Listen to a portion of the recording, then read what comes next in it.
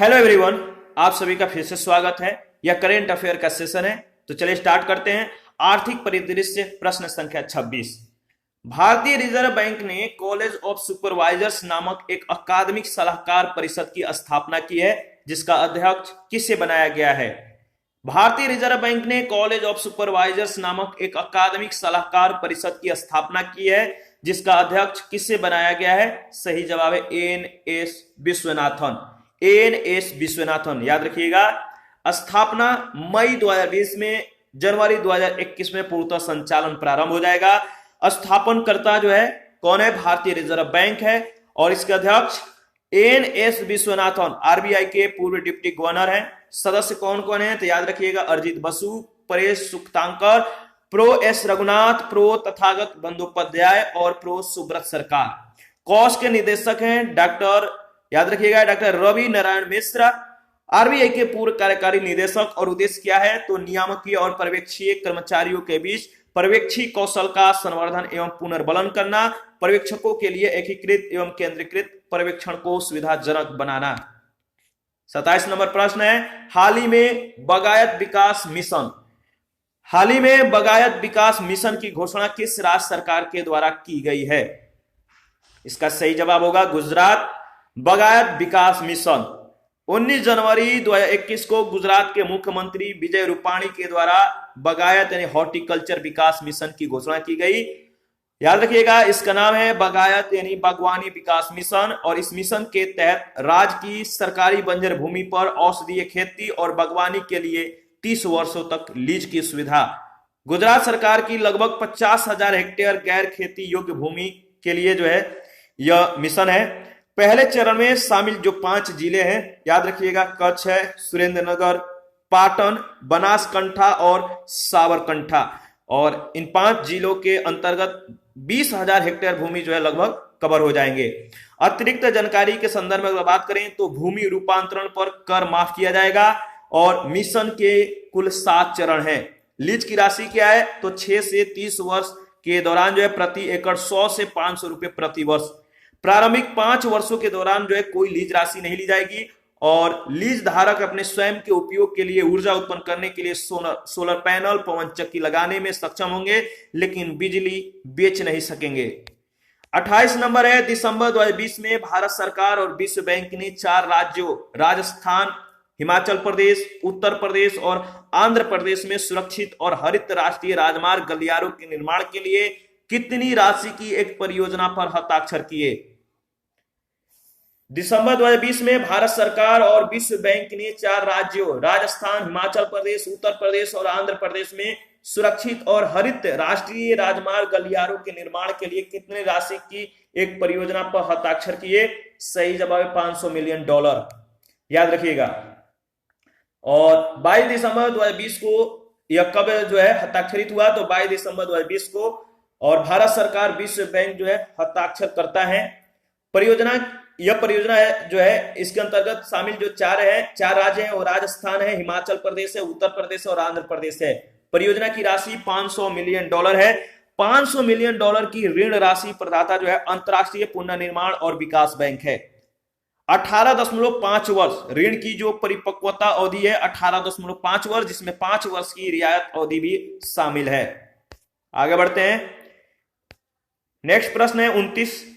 दिसंबर 2020 में आर्थिक मामलों पर मंत्रिमंडलीय समिति ने उत्तर प्रदेश में कहां मल्टी मॉडल लॉजिस्टिक हब और मल्टी मॉडल ट्रांसपोर्ट हब के निर्माण के लिए स्वीकृति प्रदान की?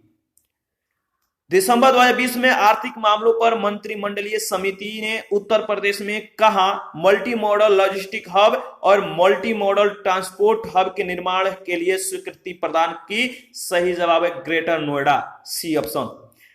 देखिए, उत्तर प्रदेश में मल्टी मॉडल लॉजिस्टिक हब और मल्टी मॉडल ट्रांसपोर्ट हब के निर्माण की स्वीकृति 30 दिसंबर 2020 को दी गई। स्वीकृति प्रदाता आर्थिक मामलों पर मंत्रिमंडलीय समिति है। कहां निर्मित किया जाएगा? तो ग्रेटर नोएडा में। और निर्माण की अनुमानित जो लागत राशि है वो है 3,883.80 करोड़ रुपए। लॉजिस्टिक हब परियोजना का विकास विश्व स्तरीय सुविधा के रूप में, जहां पर्याप्त भंडारण और डेडिकेटेड फ्रेट कॉरिडोर्स से माल ढुलाई की सुविधा उपलब्ध होगी। अन्य मंजूरी के संदर्भ में अगर बात करें तो चेन्नई बेंगलुरु औद्योगिक गलियारे के अंतर्गत, कृष्णापट्टनम आंध्र प्रदेश और तुमकुर कर्नाटक में औद्योगिक क्षेत्र के अवसंरचना घटकों को मंजूरी। प्रश्न संख्या 30, सड़क परिवहन एवं राजमार्ग मंत्रालय ने वित्त वर्ष 2020-21 में प्रतिदिन कितने किलोमीटर राजमार्गों का निर्माण कर नया कीर्तिमान बनाया? सड़क परिवहन एवं राजमार्ग मंत्रालय ने वित्त वर्ष 2020-21 में प्रतिदिन कितने किलोमीटर राजमार्गों का निर्माण कर नया कीर्तिमान बनाया? सही जवाब है 37 किलोमीटर। याद रखिएगा, सड़क परिवहन और राजमार्ग मंत्रालय की जो उपलब्धि है, वित्त वर्ष 2020-21 में प्रतिदिन 37 किलोमीटर राजमार्गों के निर्माण कर नया कीर्तिमान बनाया। 2020-21 में निर्मित राजमार्ग जो है कितना है तो 13,394 किलोमीटर। पिछले 7 वर्षों में राष्ट्रीय राजमार्गों की लंबाई में वृद्धि 91,287 किलोमीटर और जो है अप्रैल 2014 से 1,37,625 किलोमीटर 20 मार्च 2021 तक, लगभग 50% की। याद रखिएगा, कुल बजटीय परिव्यय में वृद्धि जो है 2014-15 में 33,414 करोड़ और वित्त वर्ष 2021-22 में 1,83,101 करोड़ रुपए।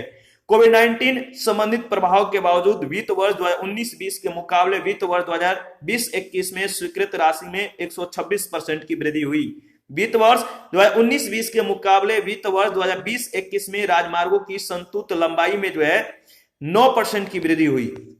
याद रखिएगा।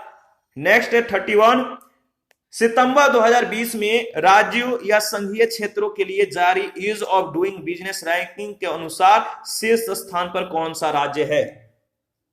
दिसंबर 2020 में राज्यों या संघीय क्षेत्रों के लिए जारी ease of doing business ranking के अनुसार शीर्ष स्थान पर कौन सा राज्य है? सही जवाब है आंध्र प्रदेश। राज्यों या संघीय क्षेत्रों की ease of doing business ranking, ठीक है। देश में निवेश अनुकूलन वातावरण का एक महत्वपूर्ण यह संकेतक है ease of doing business rank, और रैंकिंग जारी की गई केंद्रीय वित्त और कॉर्पोरेट कार्य मंत्री निर्मला सीतारमण के द्वारा। रैंकिंग तैयार की गई उद्योग संवर्धन और आंतरिक व्यापार विभाग के द्वारा, और इसका जो संस्करण था चौथा था वर्ष 2019 के लिए, और प्रकाशन तिथि 5 सितंबर 2020। शीर्ष 5 राज्य जो हैं, आंध्र प्रदेश पहले स्थान पे, उत्तर प्रदेश दूसरे, तेलंगाना तीसरे, मध्य प्रदेश चौथे स्थान पे और झारखंड 5वें स्थान पे। और अंतिम स्थान पे जो राज्य हैं वह अरुणाचल प्रदेश, चंडीगढ़, मणिपुर, मेघालय, नागालैंड, उड़ीसा, सिक्किम, त्रिपुरा, सभी की 29वीं रैंक है। उद्देश्य राज्यों में निवेश को आकर्षित करने, स्वस्थ प्रतिस्पर्धा को बढ़ावा देने और प्रत्येक राज्य में कारोबारी सुगमता को बढ़ावा देने में मदद।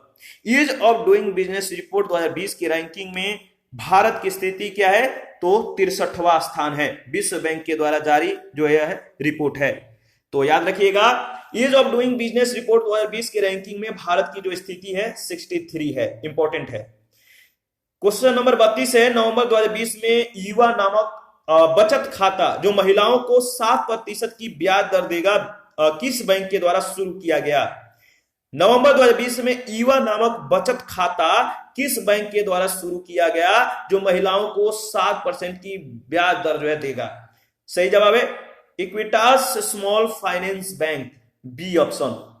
याद रखिएगा, इक्विटास स्मॉल फाइनेंस बैंक, ठीक है। इसके बारे में देख लेते हैं। देखिए, यह लॉन्च हुआ था 16 नवंबर 2020 को। बैंक का नाम है इक्विटास स्मॉल फाइनेंस बैंक, बचत खाते का नाम है ईवा। महिलाओं को स्वस्थ धन और समृद्धि प्रदान करना इसका उद्देश्य है। ब्याज दर 7% होगा। लॉकर्स में छूट जो है 25 से 50% की होगी। लाभार्थी कौन कौन होंगे तो वेतनभोगी, गृहिणी, व्यवसायिक, वरिष्ठ नागरिक, ट्रांस वुमेन और अनिवासी महिलाएं। बैंक की ब्रांड जो एम्बेसडर है वह स्मृति मंधाना। याद रखिएगा। आगे बढ़ते हैं। नेक्स्ट प्रश्न, प्रश्न संख्या 33, दिसंबर 2020 में जारी वर्ल्ड इकोनॉमिक लीग टेबल 2021 के अनुसार 2020 में विश्व के सबसे बड़ी अर्थव्यवस्था वाला देश कौन सा है? दिसंबर 2020 में जारी वर्ल्ड इकोनॉमिक लीग टेबल 2021 के अनुसार 2020 में विश्व की सबसे बड़ी अर्थव्यवस्था वाला देश कौन है? सही जवाब है संयुक्त राज्य अमेरिका, बी ऑप्शन। देखिए, जारी दिसंबर 2020 में हुआ। जारीकर्ता कौन है तो centre for economics and business research UK, संस्करण 12वां संस्करण था इसका, और सम्मिलित देश या अर्थव्यवस्थाओं की संख्या 193 थी। याद रखिएगा, जो सम्मिलित देश या अर्थव्यवस्थाओं की जो संख्या है 193 है। 2020 में प्रमुख देशों की रैंकिंग, पहले स्थान पे संयुक्त राज्य अमेरिका, दूसरे स्थान पे चीन, तीसरे स्थान पे जापान, चौथे स्थान पे जर्मनी, पांचवें पे यूके और छठे स्थान पे भारत। भारत का रैंकिंग याद रखिएगा, इंपॉर्टेंट है। 2025 में प्रमुख देशों की रैंकिंग जो है, पहले स्थान पे यूएसए, इसके बाद चीन, जापान, जर्मनी, भारत। और 2030 और 2035 में प्रमुख देशों की रैंकिंग जो पूर्वानुमान है, ये दोनों 2025 और 2025-30 के जो रैंकिंग है ये पूर्वानुमान पे आधारित है। तो 2030 से 2035 में प्रमुख देशों की जो रैंकिंग है पूर्वानुमान के अनुसार, पहले स्थान पे चीन, इसके बाद यूएसए, भारत, जापान और जर्मनी आएगा। देखिए 2028 में चीन संयुक्त राज्य अमेरिका को पछाड़कर विश्व के सबसे बड़ी अर्थव्यवस्था वाला देश बन जाएगा। 2019 में भारत ब्रिटेन को पीछे छोड़कर विश्व की 5वीं शीर्ष अर्थव्यवस्था बना था, परंतु 2020 में कोविड-19 महामारी के कारण ब्रिटेन पुनः 5वें स्थान पे आ गया। भारत के 2025 में पुनः 5वें स्थान पर आने तथा 2027 में जर्मनी को पछाड़ते हुए चौथे और 2030 में जापान को पीछे छोड़कर विश्व के तीसरी सबसे बड़ी अर्थव्यवस्था बनने की पूर्वानुमान है। 34 नंबर प्रश्न है, दिसंबर 2020 में रिजर्व बैंक ऑफ इंडिया ने किस सहकारी बैंक का लाइसेंस रद्द किया? दिसंबर 2020 में रिजर्व बैंक ऑफ इंडिया ने किस सहकारी बैंक का लाइसेंस रद्द कर दिया? सही जवाब है कराड़ जनता सहकारी बैंक लिमिटेड का। कराड़ जनता सहकारी बैंक लिमिटेड, इसका दिसंबर 2020 में रिजर्व बैंक ऑफ इंडिया ने जो है लाइसेंस रद्द कर दिया। ठीक है, इसके बारे में देख लेते हैं। देखिए, कराड़ जनता सहकारी बैंक लिमिटेड का लाइसेंस रद्द कर दिया गया 7 दिसंबर 2020 की बिजनेस क्लोजिंग से प्रभावी के कारण। बैंक का कार्यालय कराड़ महाराष्ट्र में है और लाइसेंस रद्द करने का जो कारण है, बैंक के पास पर्याप्त पूंजी और कमाई की संभावना नहीं, मतलब जो है इसका कारण है। और जमाकर्ताओं पर प्रभाव क्या होगा? तो जमाकर्ताओं को नियम और शर्तों के अनुसार deposit insurance and credit guarantee corporation से जो है 5 लाख रुपए की मौद्रिक सीमा तक राशि का पुनर्भुगतान, याद रखिएगा। और जनवरी 2021 में आरबीआई ने वसंत दादा नागरी सहकारी बैंक लिमिटेड उस्मानाबाद महाराष्ट्र का लाइसेंस रद्द किया 11 जनवरी 2021 की बिजनेस क्लोजिंग से प्रभावी होकर। अप्रैल 2021 में आरबीआई ने अमरावती महाराष्ट्र के भाग्योदय फ्रेंड्स शहरी सहकारी बैंक लिमिटेड का 22 अप्रैल 2021 को बिजनेस क्लोजिंग से प्रभावी, और मुंबई महाराष्ट्र के सीकेपी बैंक लिमिटेड का 30 अप्रैल 2021 की बिजनेस क्लोजिंग से प्रभावी लाइसेंस रद्द किया था। 2021 में आरबीआई ने शिवाजी राव भोसले सहकारी बैंक लिमिटेड पुणे महाराष्ट्र का 31 मई 2021 को बिजनेस क्लोजिंग से प्रभावी तथा बगनान पश्चिमी बंगाल के यूनाइटेड सहकारी बैंक लिमिटेड का 13 मई 2021 की बिजनेस क्लोजिंग से प्रभावी लाइसेंस रद्द किया। जुलाई 2021 में आरबीआई ने गोवा के मडगाम शहरी सहकारी बैंक लिमिटेड का तथा लातूर महाराष्ट्र के डॉक्टर शिवाजी राव पाटिल नीलंगेकर शहरी सहकारी बैंक लिमिटेड का जो है लाइसेंस रद्द कर दिया। अगस्त 2021 में आरबीआई ने कर्नाला नागरी सहकारी बैंक लिमिटेड पनवेल महाराष्ट्र का लाइसेंस रद्द कर दिया। ठीक है, और 13 अगस्त 2021 से यह प्रभावी है।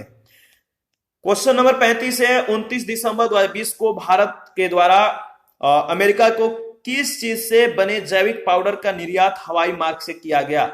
29 दिसंबर 2020 को भारत के द्वारा अमेरिका को किस चीज से बने जैविक पाउडर का निर्यात जो है हवाई मार्ग से किया गया? तो सहजन, ए ऑप्शन, याद रखिएगा सहजन। इसके बारे में देख लेते हैं। देखिए, भारत के द्वारा मोरिंगा या सहजन पाउडर का निर्यात 29 दिसंबर 2020 को निर्यात किया गया। आयातक देश है संयुक्त राज्य अमेरिका। निर्यात मात्रा जो है 2 टन है।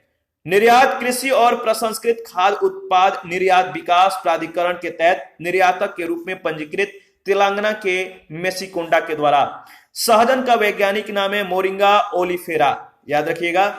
और सहजन पाउडर का निर्माण जो है सहजन के पत्तों से होता है। निर्यात लक्ष्य है 40 मीट्रिक टन। सहजन की प्रसंस्करण इकाई तेलंगाना के संगारेड्डी जिले के गोंगलूर गांव में स्थापित। सहजन का प्रयोग दवाओं, पोषक तत्व और भोजन के लिए होता है। सहजन के अन्य नाम है मोरिंगा, ड्रमस्टिक। 36 नंबर प्रश्न है, दिसंबर 2020 में केंद्र सरकार ने किस बैंक के पुनर्पूंजीकरण के लिए 5500 करोड़ रुपए के special zero coupon recapitalization bonds जारी किए? दिसंबर 2020 में केंद्र सरकार ने किस बैंक के पुनर्पूंजीकरण के लिए 5500 करोड़ रुपए के special zero coupon recapitalization bonds जारी किए? सही जवाब है Punjab and Sind bank, D option. Zero coupon recapitalization bonds Bharat सरकार के द्वारा जो है जारी किया गया। प्राप्तकर्ता कौन है? तो पंजाब एंड सिंध बैंक। और बॉन्ड की राशि कितनी है? तो 5500 करोड़ रुपए। उद्देश्य क्या है? तो पूंजी पर्याप्तता अनुपात को यानी CAR को बनाए रखने के लिए जारी कूपन, जो जीरो कूपन बॉन्ड की अवधि है 10 से 15 वर्ष तक है। पंजाब एंड सिंध बैंक के MD और CEO एस कृष्णन है। विशेष में अगर बात करें तो संसद के द्वारा सितंबर 2020 में सर्वाधिक जो है सार्वजनिक क्षेत्र के बैंकों के पुनर्पूंजीकरण के लिए 20,000 करोड़ रुपए की राशि उपलब्ध कराने की जो है स्वीकृति मिली। केंद्रीय वित्त मंत्री ने संसद के द्वारा जो है स्वीकृति राशि में से शेष 14,500 करोड़ रुपए की राशि 4 सार्वजनिक क्षेत्रों के बैंकों, Central Bank of India 4800 crore रुपए, Indian Overseas Bank 4100, Bank of India 3000 और यूके बैंक 2600 करोड़ रुपए के पुनर्पूंजीकरण के लिए प्रदान किए जाने की अधिसूचना 31 मार्च 2021 को जारी की गई। ध्यान रखिएगा। आगे बढ़ते हैं 37 नंबर।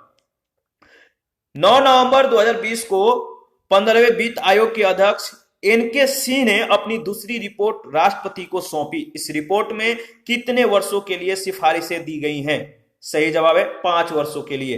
15वें वित्त आयोग की दूसरी रिपोर्ट, ठीक है।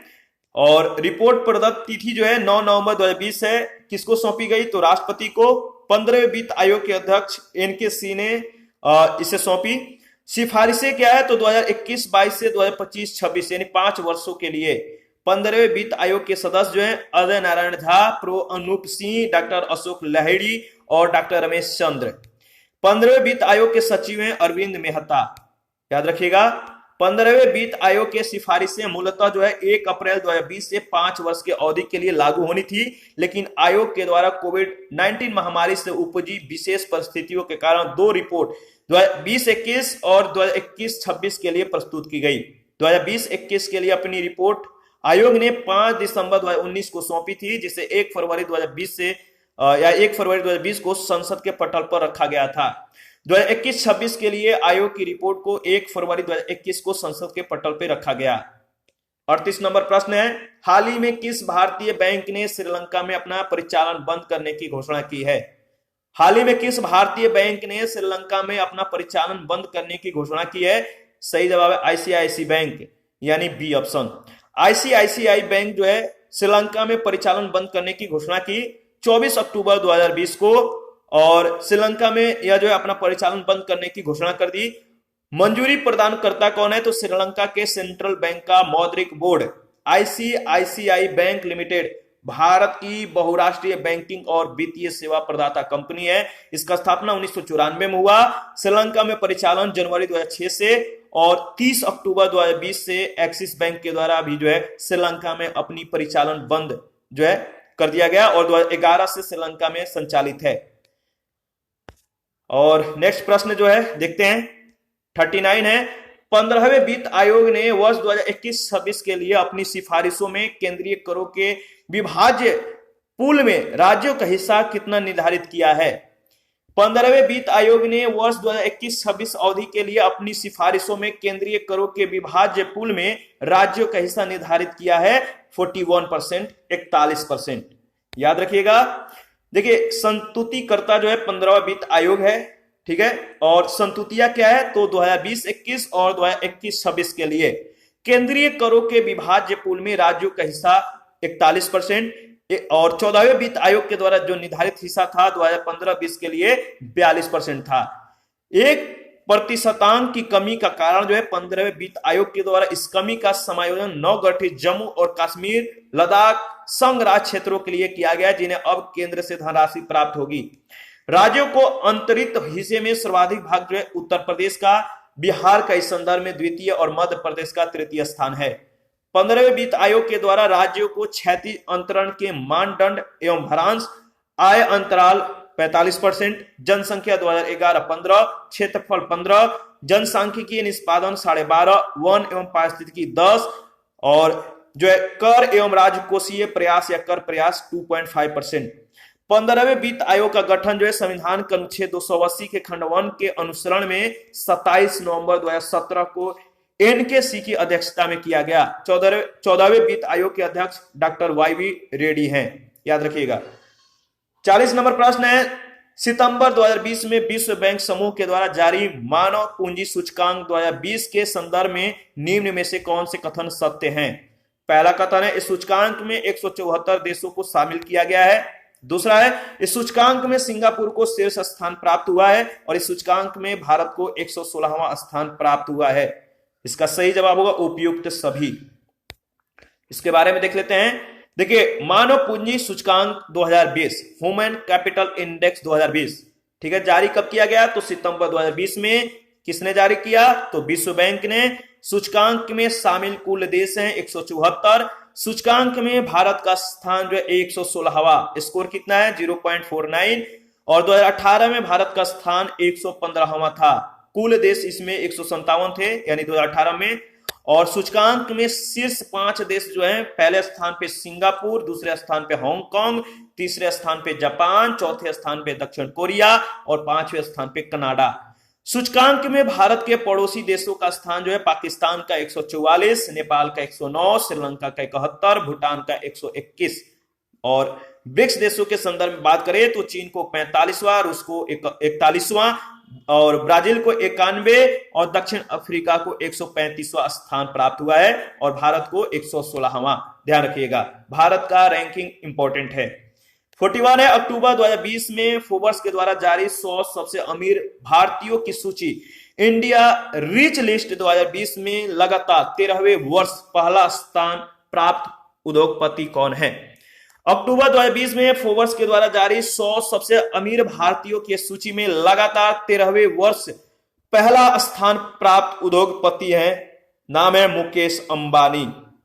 A option. फोर्ब्स की इंडिया रिच लिस्ट 2020 जारी किया गया अक्टूबर 2020 में। फोर्ब्स ने जारी किया इस रिपोर्ट को, इस इंडेक्स को, और लगातार 13वें सबसे अमीर भारतीय, 13वें वर्ष सबसे अमीर भारतीय मुकेश अंबानी है। सूची में टॉप 5 अमीर भारतीय, पहले स्थान पे मुकेश अंबानी, दूसरे स्थान पे गौतम अंडानी, तीसरे स्थान पे शिव नाडर, चौथे पे राधाकिशन दामानी और 5वें स्थान पे हिंदुजा ब्रदर्स। सिर्फ 100 अमीरों में शामिल प्रमुख महिलाएं हैं। सावित्री जिंदल 19वें स्थान पे, किरण मजूमदार 127वां और लीना तिवारी 47वां स्थान। 42 नंबर क्वेश्चन है, अक्टूबर 2020 में केंद्र सरकार ने मौद्रिक नीति समिति में 3 सदस्यों की नियुक्ति की गई। विकल्प में कौन सदस्य नियुक्त होने वाले में शामिल नहीं है? सही जवाब है चेतन घाटे। चेतन घाटे, डी ऑप्शन। मौद्रिक नीति समिति में 3 नए सदस्यों की नियुक्ति हुई। 5 अक्टूबर 2020 को यह नियुक्ति हुई। मंजूरी किसने दी, किसके द्वारा? तो मंत्रिमंडल की नियुक्ति समिति के द्वारा इसकी मंजूरी मिली। Doctor Ashima Goyal, prof Jayant R Varma और डॉक्टर शशांक भिंडे, ये 3 नए सदस्य हैं जिनको नियुक्त किया गया है। किनके स्थान पे? तो चेतन घाटे, पामी दुआ और रविंद्र ढोलकिया के स्थान पे। नियुक्त सदस्य हैं, इनका जो कार्यकाल होगा 4 वर्ष का होगा और एमपीसी की बैठक जो है प्रति 2 महीने पर होती है। एमपीसी के कार्य repo rate, reverse repo rate जैसे मुद्दों पर निर्णय करना। मौद्रिक नीति समिति का गठन 27 जून 2016 को किया गया और बेंचमार्क किसके लिए किया गया? तो बेंचमार्क यानी नीतिगत ब्याज, जो नीतिगत ब्याज निर्धारण है, इसको पारदर्शी और अपेक्षित मुद्रास्फीति लक्ष्य प्राप्त करने के लिए अधिक उपयोगी बनाना। ध्यान रखिएगा। देखिए, एमपीसी में जो एमपीसी है इसमें सदस्यों की संख्या 6 है, जिसमें 3 सदस्य आरबीआई से और 3 अन्य स्वतंत्र सदस्य भारत सरकार के द्वारा चयनित होते हैं। 3 आरबीआई सदस्यों में शामिल जो है गवर्नर, एक डिप्टी गवर्नर और एक अन्य अधिकारी। वर्तमान में क्रमशः जो है governor Shaktikanta Das, deputy governor Michael Debabrata Patra और कार्यकारी निदेशक डॉक्टर मृदुल के सागर हैं। 43 है, श्रम और रोजगार मंत्रालय ने आधार वर्ष 2001 = 100 के बजाय किस नई श्रृंखला पर आधारित औद्योगिक श्रमिकों के लिए संशोधित उपभोक्ता मूल्य सूचकांक जारी किया? CPI-IW। इसका सही जवाब होगा 2016 = 100, बी ऑप्शन। देखिए, औद्योगिक श्रमिकों के लिए उपभोक्ता मूल्य सूचकांक का नया आधार वर्ष 27 अक्टूबर 2020 को जारी किया गया। मंत्रालय कौन है? तो श्रम और रोजगार मंत्रालय है। औद्योगिक श्रमिकों के लिए उपभोक्ता मूल्य सूचकांक के लिए आधार वर्ष 2001 = 100 नए आधार और वर्ष 2016 = 100 से प्रतिस्थापित किया गया। इससे पूर्व इस श्रृंखला को जो है 1994 से 1949, 1949 से 1960, 1960 से 1982 और 1982 से 2001 तक संशोधित किया गया था। CPI-IW का संकलन जो है श्रम और रोजगार मंत्रालय के तहत और लेबर ब्यूरो के द्वारा किया जाता है, ध्यान रखिएगा। और उपयोग क्या है? तो मुख्यतः केंद्रीय या राज्य सरकार कर्मचारियों तथा औद्योगिक क्षेत्रों के कार्मिकों के महंगाई भत्तों के निर्धारण तथा अनुसूचित रोजगारों में न्यूनतम मजदूरी के निर्धारण के साथ खुदरा मूल्यों में मुद्रास्फीति के मापन के लिए। विशेष में अगर बात करें तो अखिल भारतीय उपभोक्ता मूल्य सूचकांक ग्रामीण, शहरी एवं संयुक्त संबंधित उपभोक्ता खाद्य मूल्य सूचकांक का आधार वर्ष है 2012 = 100। सांख्यिकी और कार्यक्रम क्रियान्वयन मंत्रालय के तहत राष्ट्रीय सांख्यिकी कार्यालय के द्वारा जो है जारी किया गया। इसके बाद 44 है, अक्टूबर 2020 में जारी वैश्विक भुखमरी सूचकांक 2020 के संदर्भ में निम्नलिखित में से कौन सा कथन सत्य है? तो वैश्विक भुखमरी सूचकांक 2020, ध्यान रखिएगा, इंपॉर्टेंट है। इस सूचकांक में 107 देशों को जो है शामिल किया गया। इस सूचकांक में भारत को 94वां स्थान प्राप्त हुआ। भारत के पड़ोसी देशों में नेपाल, बांग्लादेश और पाकिस्तान इस सूचकांक में भारत से बेहतर स्थिति में हैं। बताइए इन तीनों में से कौन सा कथन सत्य है? तो सभी कथन सत्य है, डी ऑप्शन। देखिए, जो ग्लोबल हंगर इंडेक्स 2020 है, अक्टूबर 2020 में इस रिपोर्ट को जारी किया गया। कंसर्न वर्ल्ड वाइड के द्वारा यह रिपोर्ट जारी किया गया। ठीक है, याद रखिएगा, कंसर्न वर्ल्ड वाइड तथा वेल्ट हंगर हिल्फ के द्वारा, यानी दोनों के द्वारा जो है यह रिपोर्ट जारी किया गया था। तो याद रखिएगा किसने किया? तो कंसर्न वर्ल्ड वाइड तथा हेल्थ हंगर हिल्फ। सूचकांक में शामिल कुल देश 107 थे और सूचकांक में भारत का जो स्थान था वो था 94। भारत का GHI स्कोर जो है 27.2 है, सूडान के समकक्ष है। तो 94 इसका पोजीशन है, ध्यान रखिएगा। भारत की जो स्थिति है गंभीर वर्ग में है, सीरियस वर्ग में है। विशेष में अगर बात करें तो भारत के पड़ोसी देश श्रीलंका है, इसको 64वां, नेपाल को 73वां, बांग्लादेश को 75वां, म्यांमार को 78वां और पाकिस्तान को 88वां स्थान जो है इस सूचकांक में दिया गया है, जो कि भारत से बेहतर स्थिति में है। जबकि अफगानिस्तान 99वें स्थान पे है, 99वें स्थान पे है। इस सूचकांक की शुरुआत जो है 2006 में की गई। सूचकांक में शीर्ष देश 17 देश शामिल जिनका GHI स्कोर 5 से कम है, वह बेलारूस, बोस्निया हर्जगोविना, ब्राजील, चिली और चीन। सूचकांक में निचले स्थान वाले जो देश हैं चाड 107, तिमोर लेस्ते 106, मेडागास्कर 105। 2019 में भारत का स्थान 102वां था, याद रखिएगा, और कुल शामिल देश 117 थे। तो 2019 और 2020 इन दोनों का क्रमांक जो है, भारत का जो पोजीशन है याद रखना है 102, ठीक है।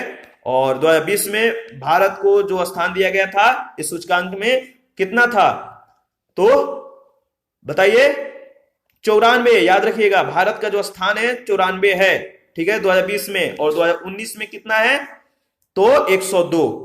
45 नंबर प्रश्न है, सितंबर 2020 में केंद्र सरकार ने रक्षा क्षेत्र में प्रत्यक्ष विदेशी निवेश नीति में संशोधन को मंजूरी प्रदान की। इस संशोधन के तहत स्वचालित मार्ग से कितने प्रतिशत तक FDI को मंजूरी प्रदान की गई है? सही जवाब है 74% तक। रक्षा क्षेत्र में प्रत्यक्ष विदेशी निवेश नीति में संशोधन मंजूरी सितंबर 2020 में मंजूरी प्रदत्त भारत सरकार और केंद्रीय वित्त मंत्रालय के द्वारा तत्व संबंधी अधिसूचना 8 दिसंबर 2020 को स्वचालित मार्ग के तहत अनुमति जो है 74% तक है। पूर्व में स्वचालित मार्ग के तहत अनुमति 49% और रक्षा क्षेत्र में FDI की अनुमति 100% तक, जिसमें स्वचालित मार्ग के तहत 74%, जबकि उससे ऊपर सरकार की मंजूरी जरूरी है। ठीक है, और इसी के साथ आज का सेशन समाप्त करते हैं। नेक्स्ट सेशन में विज्ञान, पर्यावरण एवं रक्षा परिदृश्य के संदर्भ में बातें करेंगे। आज के लिए इतना ही। आप अपना प्रतिक्रिया जरूर दीजिए, आपके प्रतिक्रियाओं का हमें बेसब्री से इंतजार रहता है। और कहीं भी किसी भी क्वेश्चन में, किसी भी टॉपिक में आपको डाउट हो तो आप हमें कमेंट कर सकते हैं। इसका पीडीएफ अवेलेबल है, अगर आप लोग को चाहिए तो आप कमेंट कर सकते हैं। थैंक यू, मिलते हैं नेक्स्ट सेशन में।